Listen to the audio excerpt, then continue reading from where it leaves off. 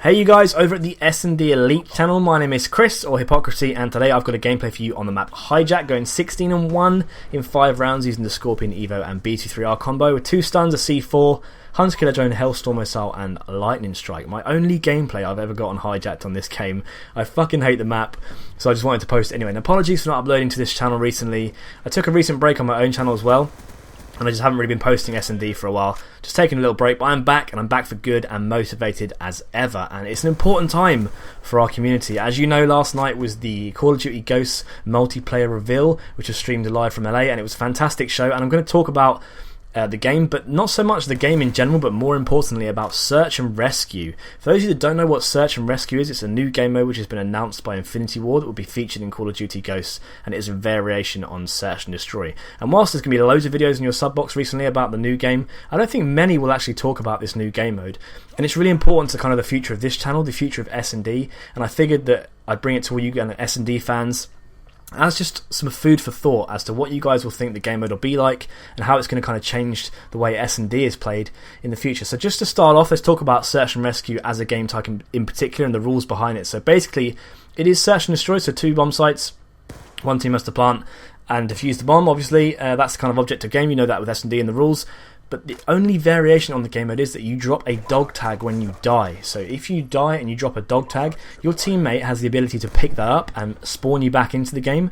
However, if the person that killed you or anyone on the opposition team picks up your dog tag, you will be eliminated from that round and you won't be able to spawn in as you're used to on the normal Search and Destroy. So it's going to add a real kind of different tactical dynamic to the original Search and Destroy game mode.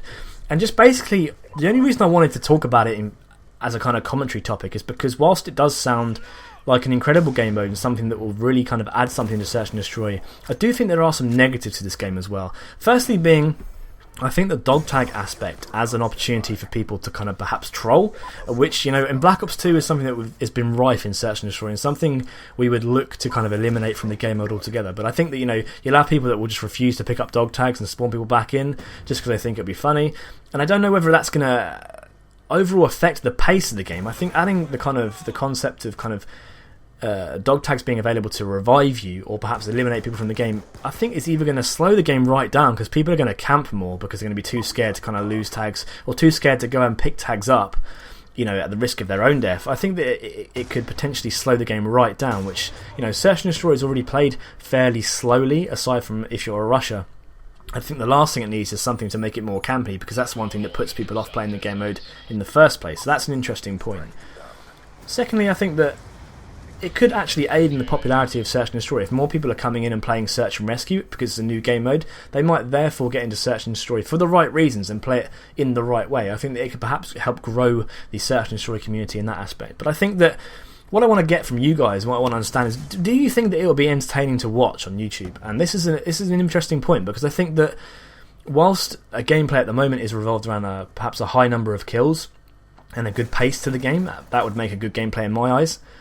What is it going to entail in Call of Duty Ghosts? Is it going to be about how many tags you pick up as well? Is it going to be about how many teammates are left alive at the end of a round? Like, are the gameplays and the overall stats of your game going to be determined as a successful video or successful gameplay by perhaps the amount of tags you pick up? Because ultimately what picking up tags is going to do as well is give you XP and points.